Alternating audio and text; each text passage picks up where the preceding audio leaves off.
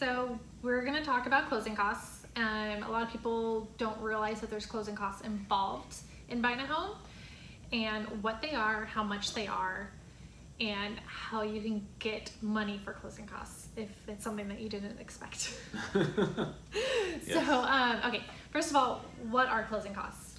Yeah, so closing costs are just the costs associated with purchasing a home, right? These are costs that go above and beyond your down payment requirements, right? So a lot of people mistakenly think, at no fault of their own, there's just simply no education around this, that if I'm buying a $500,000 house, like we were using in the example before, I have to put down 5%, that's $25,000, and that's what I need to get into the home. Yeah.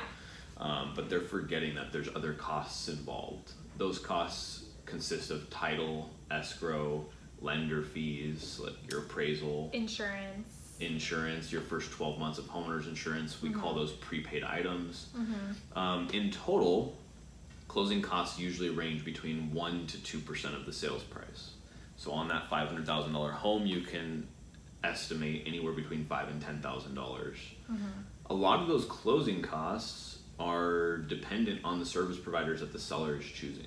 Okay. The lender obviously has some fees associated with getting a loan, but the overwhelming majority are your escrow, your title fees, and those are service providers that in the state of California are typically chosen by the seller. Yeah.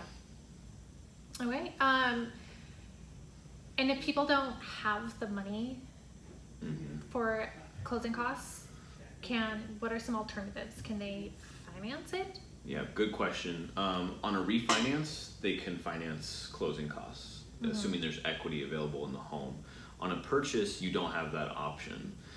So you're going to rely on a couple different strategies to help with closing costs if you're purchasing a home. The first would be you could ask for a credit from the seller.